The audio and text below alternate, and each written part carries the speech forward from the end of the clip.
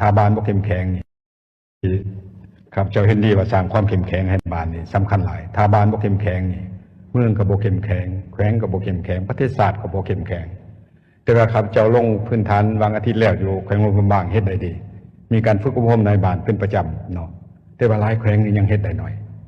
หลายแขวงนี่ยังมีนายบ้านบ่ฮู้หนังสือบรรทัดฐานครับเจ้าไปแขวงพงศรีก็ได้รับรายงานว่ามีหลายบ้านเนาะนะครับเจ้าถามว่าบรรดานิติกรรมที่คันถึงวางออกเลยคำสั่งนั่นก็อันนี้ให้บ้านเฮ็ดได้ว่าให้ผู้ฮู้หนังสืออ่านให้เราฟังว่าซั่นแต่เราก็สินำมาเฮ็ดได้ต้องเฮ็ดรัดตามเราสินำมันว่าซั่น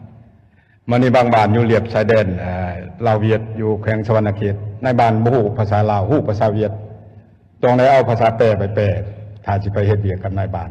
อันนั้นเฮาจะต้องได้สร้างความเข้มแข็งฮู้หนังสืออ่านให้เราฟังว่าซั่น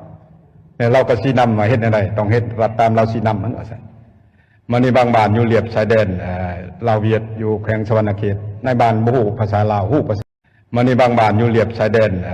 ลาวเวียดอยู่แขวงสวรรณเขตในบ้านบ่ฮู้ภาษาลาวฮู้ภาษาเวียดอยู่เรียบชายแดนลาวเวียดอยู่แขวงสวรรณเขตในบ้านบ่ฮู้ภาษาลาวฮู้ภาษาเวียดลาวเวียดอยู่แขวงสวรรณเขตในบ้านบ่ฮู้ภาษาลาวฮู้ภาษาเวียดต้องได้เอาภาษาแปลไปแปลถ้าสิไปเฮ็ดเวียกกับนายบ้านอันนั้นเฮาจะต้องได้สร้างความเข้มแข็งให้นายบ้านอันนี้ครับเจ้าเห็นดีในแขวงนี้ยังมีนายบ้านบ่ฮู้หนังสือบรรทัดฐานนายบ้านบ่ฮู้ภาษาลาวฮู้ภาษาเวียด